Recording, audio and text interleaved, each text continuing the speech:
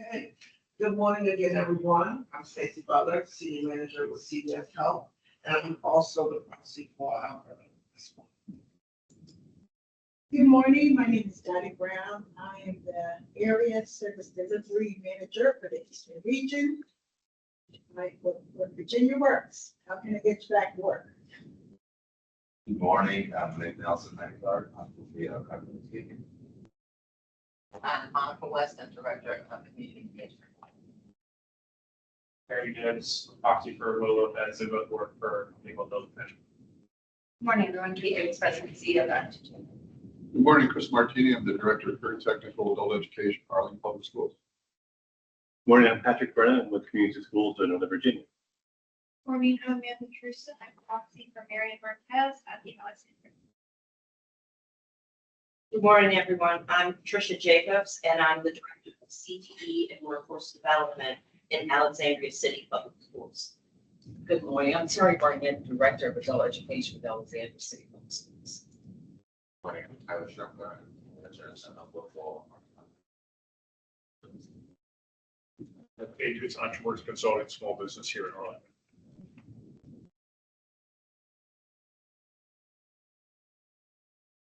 All of these surrogates. Seen it before, gas. Good morning, my name is Kat Ashmore. She is a proxy for Lisa Gilbert. And we do have a few people that were sick today, could not make it. Obviously, we do not. We hope they feel better. We don't want to become sick ourselves. And so they extended their proxies to our vice chair. And so we are good to go. Good part. All right. Just want to open the floor for anybody who has any public comments. We have a couple people here virtually. Anybody have public comment going once, going twice? Boom, that one's done. All right. The next up is we have a couple things. We have our consent agenda. We have chair election and vice chair nominations. Before we get into that, just a couple of quick news items for you all. Just to continue on to what's going on in the workforce. I'm very happy that we have Helen Ding here from our Northern Virginia Community College, providing us a labor market update this morning. She is awesome. And that's unmuted, so she can hear me, which is good. So we've been seeing a little bit of an increase in the number of people needing our services. But we have been able to respond so far to the need. We just yesterday had a large career expo. And to those in the room that have helped with that, thanks so much. We've been over. There's Northern Virginia Community College, Alexandria campus. Grade for giving us a significantly discounted space. We had over 500 people come. It was not just a job fair. What we did is have a lot of career service sessions. So we had 2 sessions on how to use AI for career search. Over 120 people attended those. It was a great session, and it was a professor from George Mason University led it. We had a couple sessions on career pivots, how to transfer your current skills to something new. Think about some of the people that were laid off that don't have, that won't be able to go to a position that they had before, but they have skills. How do we move those over? We had Brandon's not here; he's online, but he's not here. Arlington Economic Development had a session on how to start your own business, and there are about 40 or 50 people in that. And then wellness, it's a unique time. So there's certainly how do we get people to think about their emotional wellness during it. We also had resume review sessions. So we brought in HR professionals, various different companies and other entities to do one-on-one sessions with individuals to go through their 6-page resume and help them figure out how to convert it to something that the civilian world would be interested in.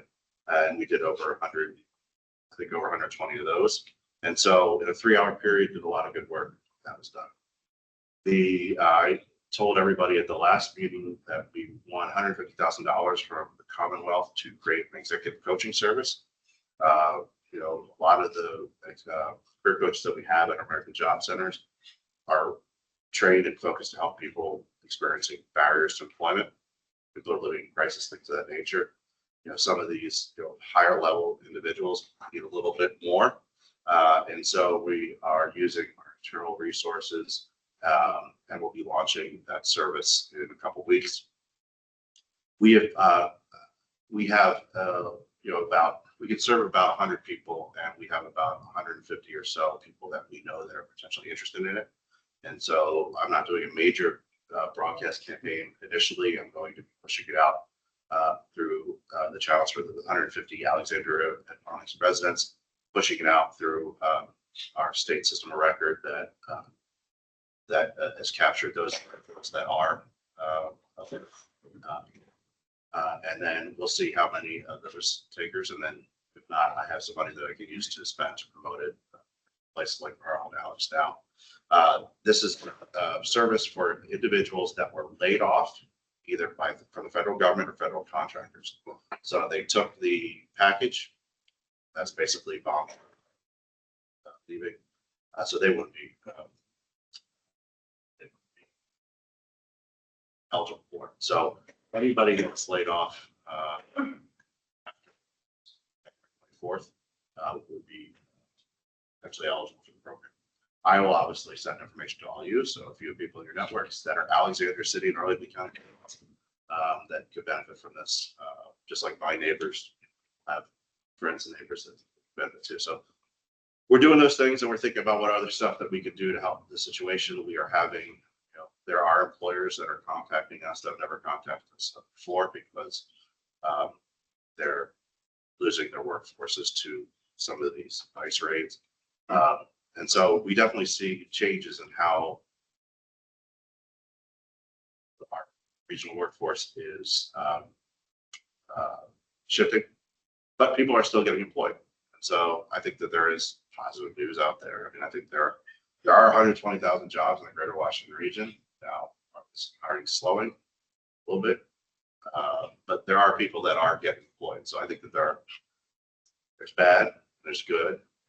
I think it's just a matter of remembering that. Hey,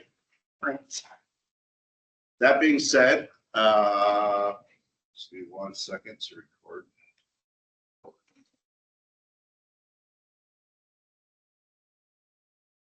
Okay, then if you want to sit here, or if you just want to sit back there, we have the agendas and everything all over the place. That being said, consent agenda. This is a big packet. I hope everybody had a chance to read it beforehand. I'm just going to go over briefly some of the stuff that's in there and give everybody a couple minutes to take a look. Yeah, if there's anything you have questions about, pull it out and then it's vote on it separately. This is something that's been reviewed by our executive committee. They all had tons of questions, received answers, and satisfied the point that they wanted to approve it. We have our agenda minutes, last council meeting, agenda minutes for regional workforce meeting. The quarterly, and then the one-stop quarterly operator report. Budget information, received our latest budget from the state, which received from the federal government, and all things it's federally related. They got reduced, so we had 13% less money this year than from last year. So panicked to figure out how to work still. Funding transfer requests. I think that's the one thing I do really want to touch on. We have to get permission from everybody to transfer funds between our adult dislocated workers, or adult, or those individuals that adults have barriers to employment and support. Dislocated worker, those individuals that were laid off and don't follow the road. These are two funding streams that we're allowed by law to transfer money, but I'm not allowed to do it by myself. I need approval. for you all. And then every time I want to make the transfer, I need Stacy to sign something to say, all right, go ahead, do it. The easiest way of doing this is I just want to get permission to transfer all the money. And then when I actually need to transfer bits of money, which I do typically towards the end of the year to make sure I spend everything down, then everything's already signed, sealed, and delivered. The policies that are here are all policies, changes that either by law needed to happen or like the fourth bullet. I just have to show everybody again our remote participation policy. We send it through it every year. Let me stop there before I go to the last two. Anybody have any questions so far? Just saw a lot of stuff people have seen before. I'll give everybody more time to read it. I just want to give some questions based on my quick explanation. All right, the position statement. The one in your packet's a bit old. This is the new one. The only difference in there is we added the word other. And executive committee is something that came up. It's in the first bullet. It used to say at the last, it used to say support additional funding, blah, blah, blah, blah, blah, blah, blah. And experiential learning, which is the second to last line in that bullet. We added the word other just to make it cleaner. That was the only change. Other than that, these are the policy statements that we worked on a few years ago that everybody has had a chance to weigh in. And I know Eric, you mentioned you wanted to have something about reflecting the needs of people affected by federal budget cuts. We added that last one. These policies are this position. Basically what we do is we turn this over to our, once approved, turn it over to our county and city liaisons that work with the General Assembly. So when they have bills that they're presented and asked for jurisdictional support on, they look at this, they look at the chamber's position statements, they look at everybody else that brings in the position statements. And if they see that there is all these different groups that are behind it, then they'll generally say that they're behind it. And so, for example, if the states that want to give a little bit of money to individuals that were affected by this federal budget cuts, not give them money, but maybe make housing payments a bit easier, or workforce dollars or whatever, at least they can see that there are several places, including ours, that has this position. Make sense? All right. And then the last bullet is just approval of some training services that are already there from George Mason University that there are clients that are interested in. Thank you. I will give everybody a couple seconds and then ask if there are any questions.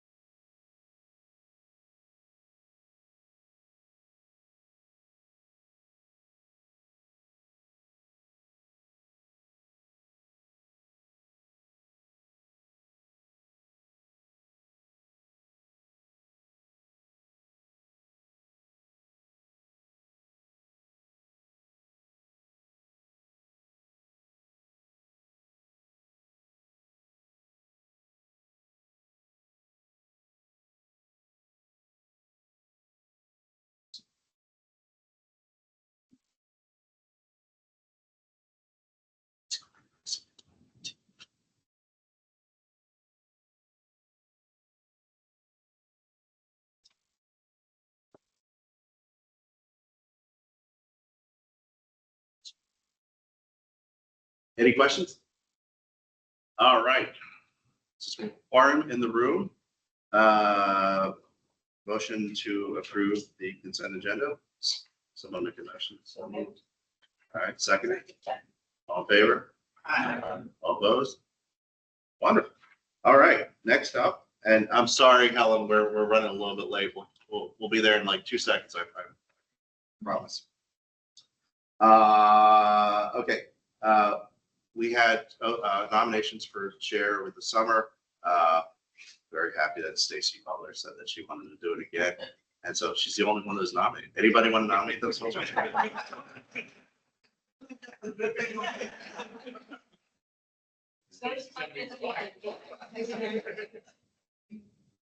Stacy's been very helpful. I've been seeing through a lot of things that we're doing. She's actually traveled down to the state meetings a couple times. And then we've been on the event. So it's been a fun. Yeah, you should do it. Yeah. All right, so motion to approve Stacy Butler as continuous chair for another 2-year term. Second it? All in favor? Awesome.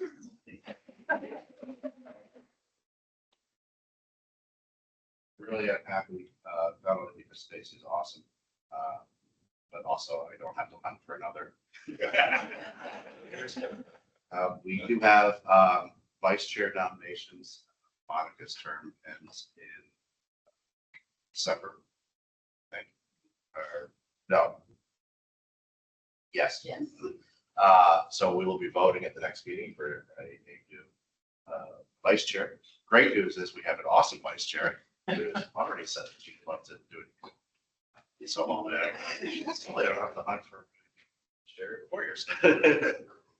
But if anybody wishes to nominate themselves for vice chair, feel free to send me an email. All right. Now all that's out of the way, we have a couple things going on. We're going to have a labor market update, see where we are based on data that we feel is reputable. That was recorded. I forget that. Yeah, I gotta watch this. This is really hard. Walking a tightrope. And then one of the things that was asked at the executive committee meeting a couple sessions ago was, when we receive public feedback on our 4-year plan, there's some questions about not only what are we doing for youth, but what do youth need from a workforce development perspective. And so we talked about that at our executive committee. Said, all right, well, we do have 2 awesome individuals from the public schools that support youth in the workforce development activities. And so we're going to have each of them. Trish is going to present today. Chris is going to present virtually in our next meeting about what they're up to, where their needs are, things of that nature. But we're going to get to Helen right now. And so, Helen, if you would like to share your screen. This is Helen Ding. She's from Northern Virginia Community College. Hi, everybody. Here we go. Can you increase your, you're going to do the slideshow? Perfect. Yes. Oh.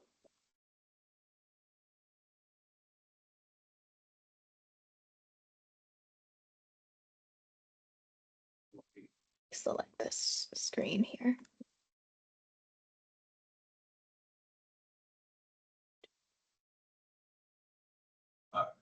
Okay. Everybody can see the screen, correct? And there are 3 screens around here, so if you need to reposition yourself, walk around. Okay. All right, well, I will just jump right into it. So thank you for having me present the labor market update for Q4 of 2025. So we're going to look at employment first. This is a year-over-year view of the percentage change of employment for Northern Virginia, DC MSA, and the United States. And we see here in the last 6 months, employment nationally is growing at a faster rate than locally. And this is interesting because this was not the case last year. And looking at employment by industry. So some of you have seen this. But the difference is that because this data is seasonally not adjusted, we've changed this from a quarter perspective to a year-over-year perspective. So it's July of 2024 through July of 2025. And we see that mining, logging, and construction is increasing, mostly driven by construction because there's not really mining or logging here. And then the other increased industries are almost all health-related services. The most decreased industry is federal government followed by management, scientific, and technical consulting, and computer systems. So the management and computer systems industry is where we would mostly see our federal contractors. So those three most decreased industries are related. And another thing to note here is when you do look at construction and these other health services, they generally are a lower paying industry. And then when you look at these decreasing industries, these are where you usually find like the higher paying opportunities. So that's something to keep in mind. Looking at the change in job postings. So overall job postings from January to August has decreased about 5%. We did see a spike over the summer, but that is mostly due to seasonal jobs opening, things like summer camp positions, lifeguards, more restaurant hirings. And here I want to highlight the public administration decrease from January to August. It was about a 51% decrease, and that's the highest drop for any other industry.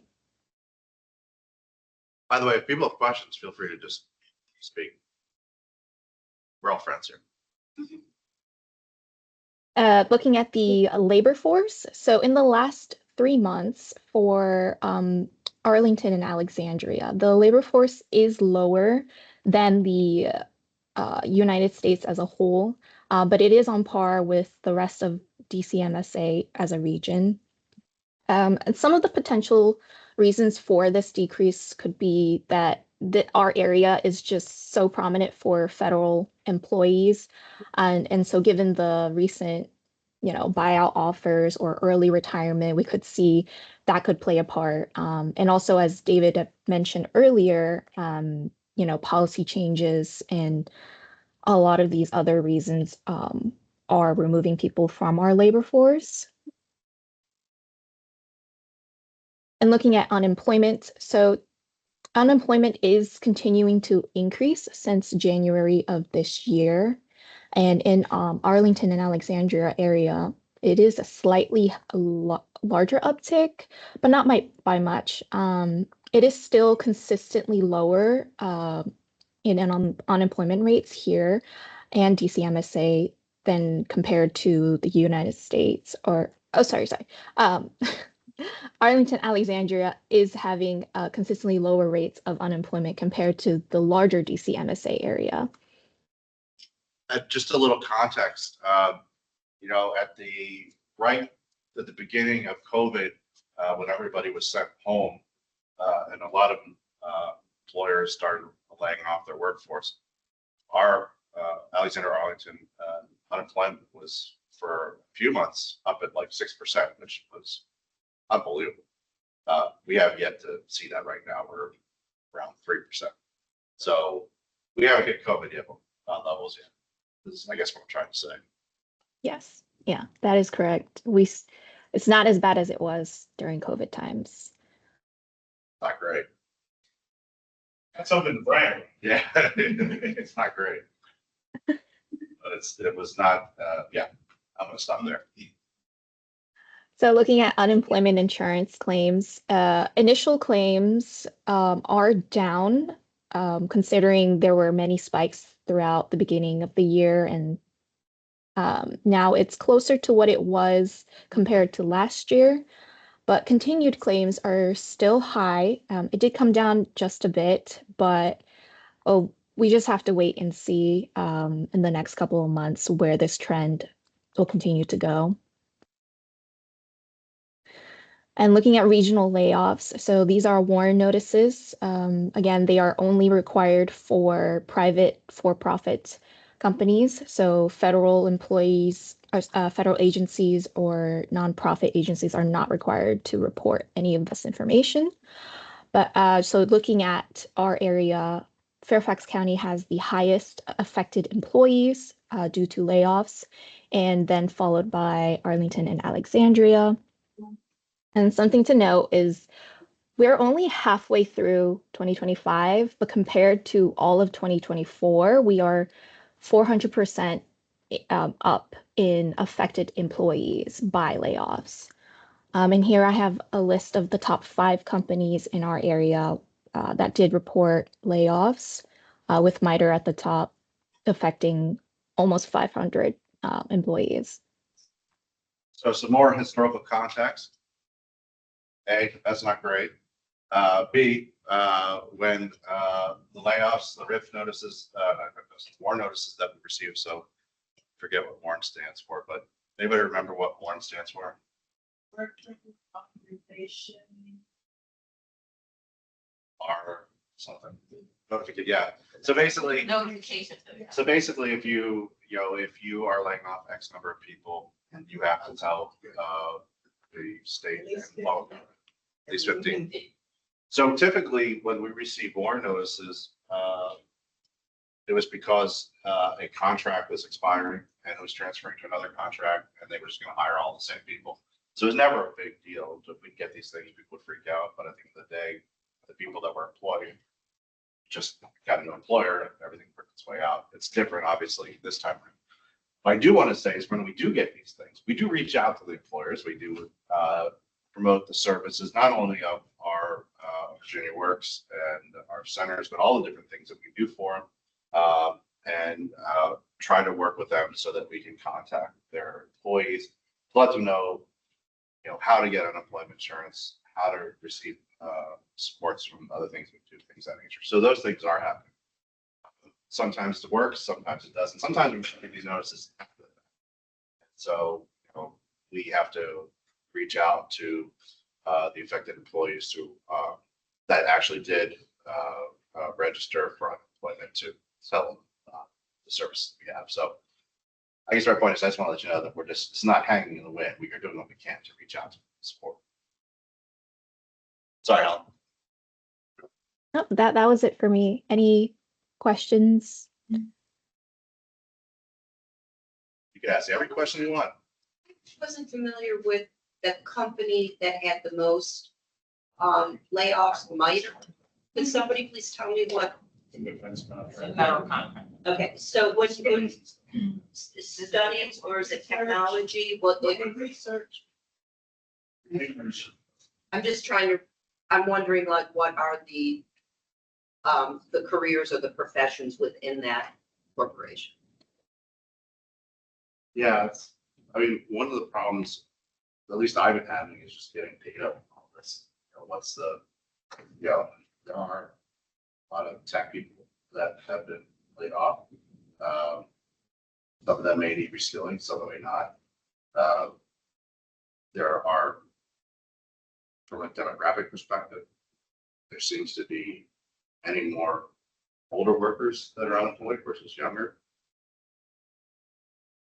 So yeah, we try to figure those things out as far as, we're trying to figure out where the occupational mix is, but it's very hard. Do we have any data that shows how many have been reemployed somewhere? These numbers could be a little skewed because it's not according to the people that work in other jurisdictions. Like police need. Yeah. One of the values of being the Greater Washington region is we're the Greater Washington region. We can hang out in Old Town or Boston, Clarendon, or bet money at MGM. But it also creates, when you're trying to get data, trying to figure out what the issue is, it makes it fairly hard. You have 3 different systems of record that are tracking a lot of the stuff. We're not getting a ton of information from the federal government. There are some good organizations out there doing a good job trying to track this information. So we have, there's a lot of, you could, just through doing some quick research, you can see a lot of the stories out there as far as, which agencies are getting some of the biggest hit. And there are about 150 or 160,000 people that are affected by all this. They all do not live here. They're from all over the United States. And then you look at the people who live here in the Greater Washington region. Well, they're all over the place too. And so, for those who don't know, if you get laid off and you live in Arlington, but you work in DC, you have to apply in DC. Also, So that's also part of the problem, is trying to figure out where everybody is. I think at the end of the day is you don't have a lot of data. At least the way I go by it is, all right, well, let's just try to provide some services that apply to everybody, that help them build themselves up a bit so that they can go and do the things that they do. I would say that the one thing that I do feel great about is that the people that are rolling off are experienced people, digitally literate. You know, and we live in the age of AI, so there's a lot of tools there to help them. So, you know, very slow, but there are still opportunities, and there are ways for people to help themselves out. Just a comment from the business perspective, looking at government contracting in particular, we're anticipating it's much worse than what's reflected in any data. A lot of the government contractors that we work with in the region, we've worked with Alexandria Chamber and a few other partners with us as well, are sharing with us that again, they did some creative things to not have to do layoffs, but that can only carry them on for so long. So whether it's people taking voluntary short-term unpaid leave or slight pay cuts, or again, even just businesses trying to keep them on just a little bit longer to see that contract through. But there were just so many contracts canceled for convenience, which again is fully legal, but it's significantly up from how the normal practice is of business with the federal government. So again, we've been doing a lot of work in that space for the chamber. We've been trying to work with the state, with the Secretary of Commerce. We've met with him and his team. They are looking at doing a potential event for former government contractors and to support government contractors as businesses as well. But that's been pushed like 4 times since we've worked with them. So we're hoping it still happens. But that's an industry, I think, where they're telling us that what you see in the numbers is underreports what the reality is. Yeah, I mean, I definitely don't think the data that I have is accurate, but that's the best I got. So Dave, I'm just curious, are we people that were seen, for instance, at the event yesterday, are they folks that are legally out the door as federal government employees or stuff? Because I know a lot of the buyouts and the Doge thing and September 30th or December 30th, so those people will still show up as employed in the data. And I'm just curious, so I'm expecting a huge spike here over the next quarter. It's all over the board, and it's from all over we only promoted in Alexandria-Arlington, but everybody knows everybody, and so we get people here yesterday from Maryland. I've seen some of the same people. But I mean, would they be legally defined as unemployed, or are they still, getting paid, say, to September 30th? Because of this? No, they're still getting paid. They're still getting paid, so they're still employed. September 30th. The question was, so one again, that was a weekday event, although the one it's evening. You noticed earlier a lot of the job fair events were weekends, so there's a huge flurry of them earlier this year. I think at that point, most of those people were still employed. It was a lot of people in fear of coming out of employment. But again, the chamber members should bring out an email. Actually, this morning, I'm going to invite her to the executive program from, somebody was with one of our corporate members, not in the GovCon space, but got laid off as residual, that is bleeding over to other industries as well. Oh, yeah, no, I mean, we have no idea. But the thing is, I'm trying to keep my optimism because there's too many people that are saying the sky's going to fall, and that's not going to help anybody. There's still a lot of jobs out there, and hopefully people, can seek maybe not what they want to do, and maybe not what they're going to pay, but maybe there's something up there to help them along. And maybe it's specific. And the other thing that I know is happening, but it's reported very lightly, and I have absolutely no idea as far as the size. There are people getting hired back at the federal government. And so I really don't know what's going on. And so I think it's just a matter of making sure. I know there's an issue. And, we've been, we're all trying to do what we can to help. But the good news is there's not a line around this place. I'm more worried about what the housing market is going to do in the next 6 months. Yeah. Than anything else. Any other questions? All right. Thanks, Helen. You're awesome. Thank you guys so much. Helen, can I share that presentation? Absolutely. Do you want me to email it to you, the slide deck? And I'll put it up on our website. Perfect. Thank you so much, David. Thank you. All right. Let's talk about our youth. Our youths. Dr. Jacobs, the floor is yours. Thank you. And thank you, David, for allowing school systems to present some information. So as David said, I'm presenting today for Alexandria City Public Schools. Chris will have the floor in December. I made a decision not to PowerPoint all of this for you and put the highlights in a folder that you can take and reflect on it after I explain a few things. We're going to talk a little bit about what CTE is, what we offer in Alexandria City Public Schools, how you can help, how you can assist the school system, and then a little bit about what it takes to bring in a new pathway or program. So the first thing I'd like you to do is know that we have a folder or a brochure in here, a little bit about what CTE is. This is what we're giving to families.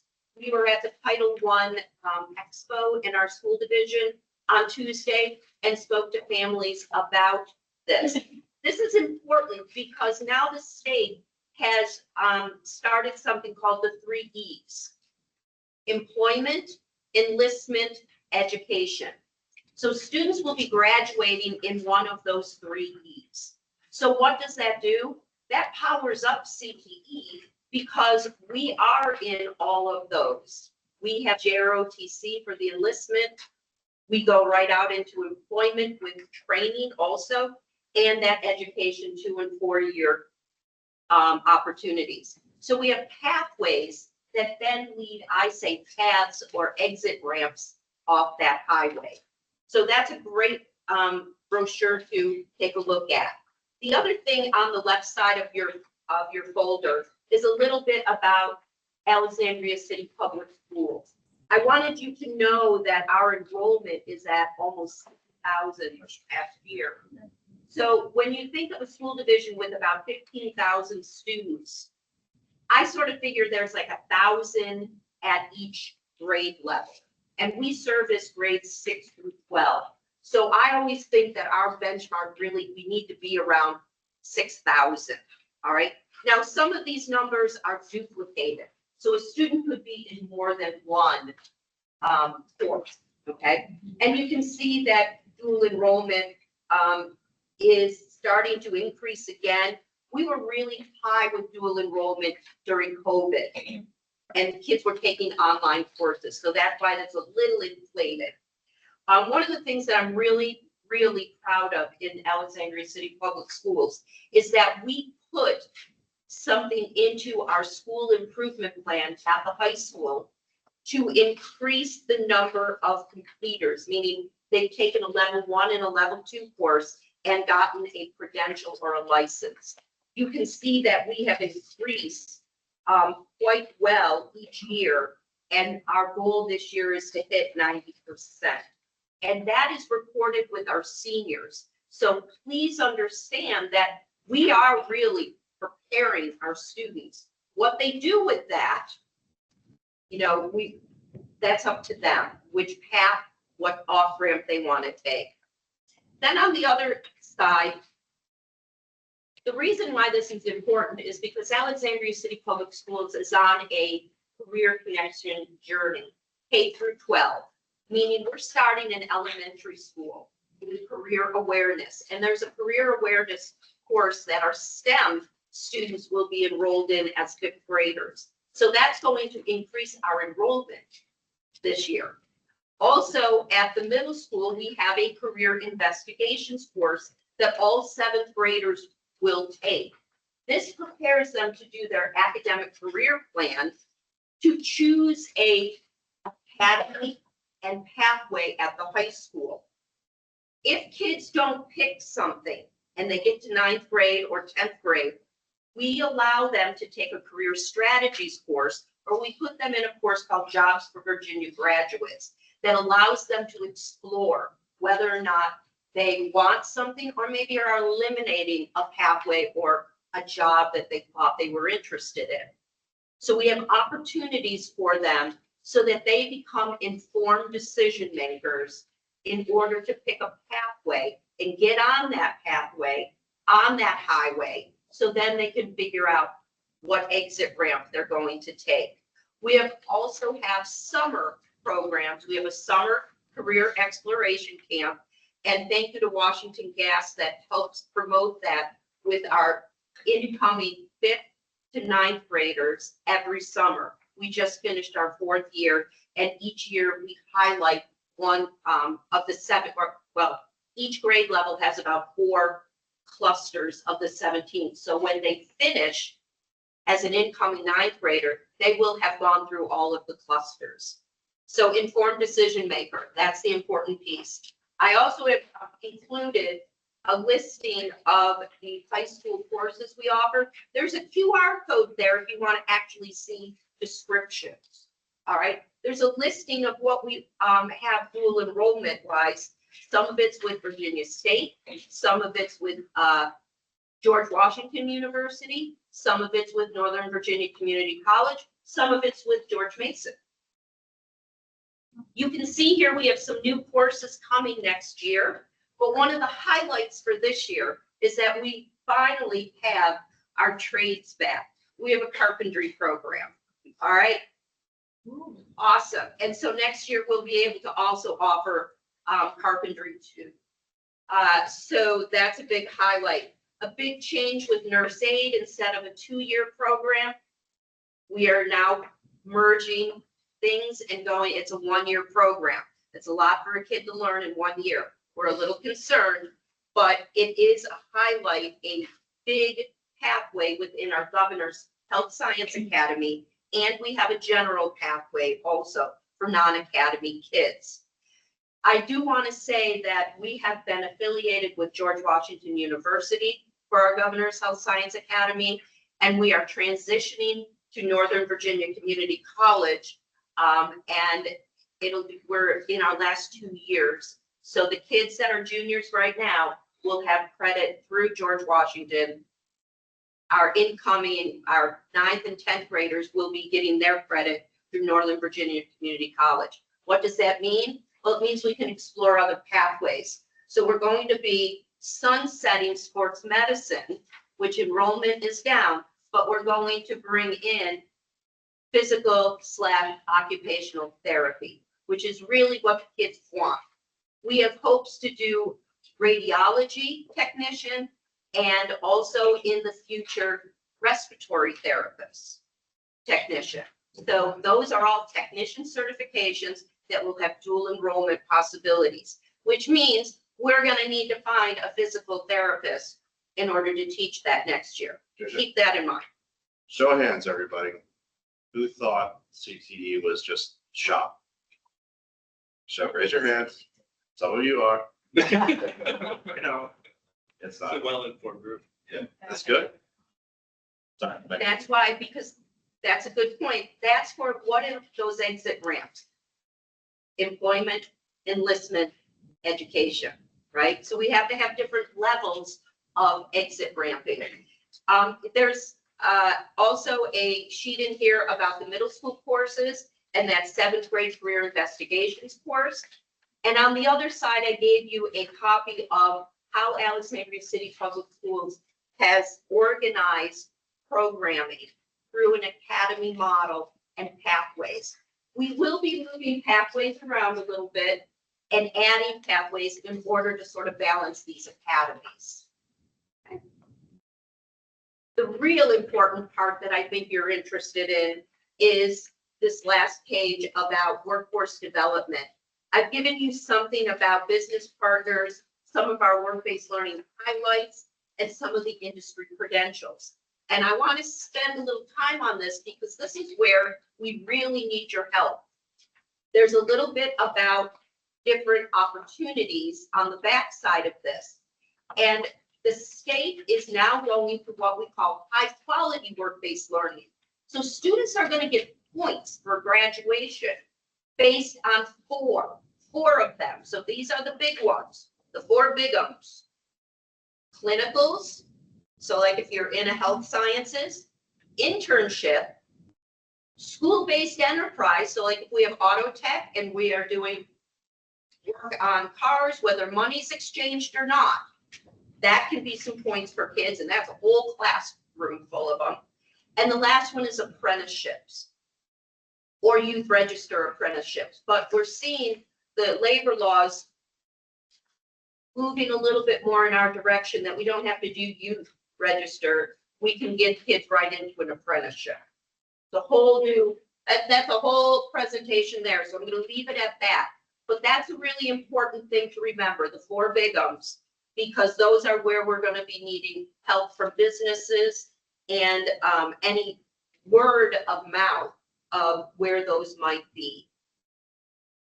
So we have the new carpentry course. Here's something, a fun fact. Energy courses, having difficulty getting them dual enrolled with Northern Virginia Community College. We're making some headway with that, but our energy courses, our enrollment is low. I don't know if we're seeing that with Arlington, but I've worked really hard to make sure that kids understand that sustainability and renewable technologies is what they said they were interested in, but we don't have them signing up. We have to look at that. We have a career exploration expo in January. So we ask for business partners and anybody that would like to come and be affiliated with one of our academies, because we break you up according to academy and pathway. So that's important to remember, because we also have, we're going to be handing out sending you a follow-up survey. So when we say, how can you help us? This is where we need help. And a survey will allow you to provide some feedback if you can help. We need CTE advisory members. With the Perkins grant, just like Dave needs to have us here to help guide his work, in CTE, we need people to help guide our work with the federal grant, the Perkins grant. We are always looking for someone to step up and chair the CTE advisories. In Alexandria City Public Schools, we have industry advisory boards.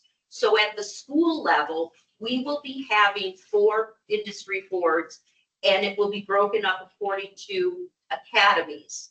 Now, we have 2 different types of partnerships. What I call the short form, which is like a one and done, you're going to come in or you're going to do like one thing. It's a short form. If there's going to be a bigger agreement with a company or a partner, we need to have an MOU, and we actually talk about what the exchange would be. Okay? So there's 2 types of partnerships. Industry advisory boards will be something you could be on. You could just be a communicator to us to tell us where maybe our students might be able to get one of those 4 big ums or work-based learning opportunities. You might be able to be on a state curriculum review. So we have over 500 courses in the Commonwealth. A rotation of them come up every year to review, add credentials, add competencies, talk about work-based learning, aligned to what industry business needs. You could be, you could have some certification ideas. Now that the state is going to what we call high quality work-based learning with the 4 big ums, they're also going to high quality industry credentials. So our listing of about, I don't know, there's probably over 500 industry credentials that are attached to courses. We have been told that they're paring that down to about 200, 250, because they want them only to be high quality. High quality, though, for a school division also means higher cost. So we are going to look for partnerships, and that would be an MOU. If you can help provide funding, or you have, you already have a established agreement with this credentialing company, that we might be able to go in with you to help provide a lower cost. Or sometimes a company will say, we will let you do that under what we do it for our employees for free. That's enough. We'll put that in our budget. So that's something to be thinking about too. You might have pathway ideas, courses that we might need to have. Getting a course through at the state level is not easy. We must show workforce development needs within the region. We have to survey our students. By the time the packet is ready to go to the state, it's about a ½ inch thick. And it takes a couple years. So we have to look at the 5-year trend and make sure we're preparing. You're our eyes and ears for that. If you can head us off on it, we can look to see what we might be able to create a pathway with some existing courses. We might be able to bring a new course in, but we have to start that packet. A lot of us are not being given new positions. So we have to make it work with the employees that we have, the staffing we have. So that also means that we have to sunset some of our courses. This is our year with our grant application to do a comprehensive local needs assessment. I just saw the face that Chris made down there, because we all are like, it is a bear. The state, though, has allowed the northern region to work together because our workforce development data is pretty much the same in any of our school divisions. So they've allowed us to use the same workforce data. We just have to customize it to the pathways we have. That's a huge lift if we didn't have to do that, so that weren't able to do that. So that's a really good thing. But we might need your help with that comprehensive local needs assessment. If you're part of our CTE advisory committees, that's where that work is going to be done this year. We meet in Alexandria quarterly. I think, Chris, you meet monthly? At this point, yeah, we're from September through May. So when we say what programs can come in, it's not really a program. It's really a pathway, and what are those courses? Or what are those, maybe you don't even know what the course is, but you say, hey, we have a need for this. Is there a course for it? And that's a great conversation. Yeah, just a couple quick things because we're running out of time. I think sometimes we know about things that are changing, or some of the applications or in our industry or our industry. We might see them, we might not think that they're major big deals, but this is a forum. Talk about it, sending it to Tricia and Chris or something, and let us know as an example of software development. A lot of the entry-level jobs have not necessarily gone away, but have installed because AI is taking over.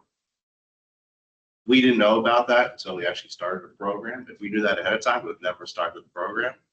And so knowing those things. The other thing is the leadership opportunities that Trish is talking about on the CTE group, which is something I'm in a member of. It's a great opportunity potentially for somebody in your firms that is looking for a leadership role. We don't know what we don't know. And the more we know, the better we prepare students. The better we prepare students, the better they're set up for their future. And a lot of people are moving back home these days. So, while this is not short term, and I know that we instinctively think short term, this is an opportunity to look at long term workforce growth.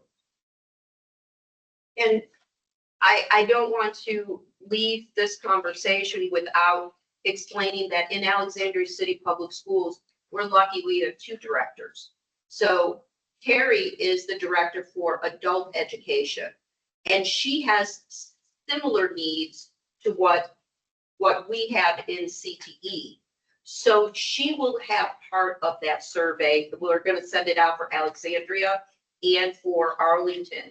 So you'll be able to say if you can help both of us, or maybe you're more familiar with Arlington or Alexandria, but we'll also have specific things for adult ed too.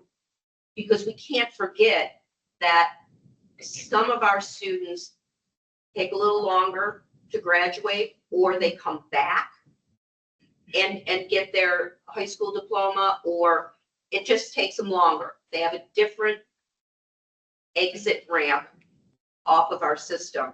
And what the work that Terry's doing is really important also. So the three of us will be coming together to send out a Google Doc that'll be a survey of how you can help. Please consider CTE advisory committees, industry advisory boards, partnership agreements. Those are the things you want to think about as you take this away. Any questions? It's a lot of information, but I would be, we might have spoken to this earlier, but I see on the course list there's firefighting 1 and 2, and I also see the business partners, the fire department. Is there like a brand set up for students to take firefighting 1 and 2 after graduation to go directly? No, it's during the school year. So this is a great question. So we've offered firefighting. This is the first year we offered it, and we didn't get any takers. And here's the reason why. We didn't advertise it well enough. So we already are affiliated with the fire department through the rescue department with our EMT program. Our EMT program does ride-alongs for their clinical hours.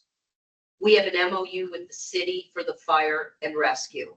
So we're working with the fire department right now to make sure that like we can advertise through the expo and get to the lunches and act just like how we have, like, if you want to go and see a college, let's say Virginia Tech comes to the school and they have a time where students can go down to the career center.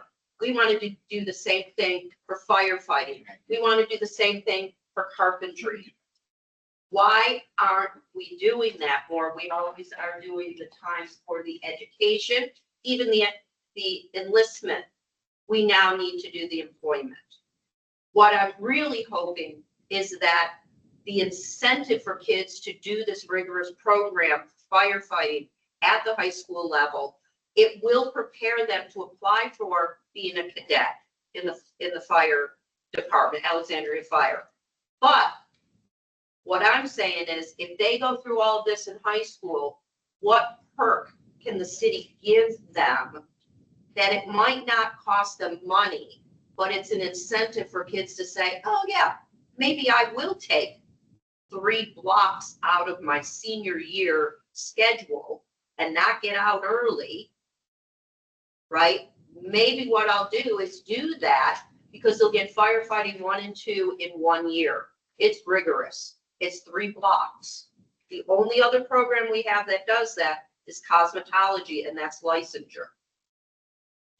So it sets them up to go into the cadet program. It doesn't guarantee them a spot.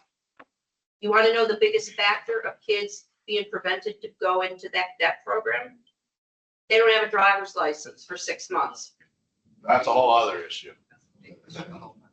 But I want to thank, if anybody has any questions. If you have any questions, feel free to send it to Tricia. On our meeting request, all of our emails are there. But if you need to contact with anybody, just send me an email and I'll get you that. Thank everybody for coming today. Appreciate it. Next meeting will be virtual. But just a reminder, you have to keep your camera on. So if you want to have pajamas from down here, it's not. But there's something up there. Camera's on up. Thank you, everybody. Come. Good to see you as well. Twice in I know. Quick announcement, the one-stop update. Everyone, quick announcement.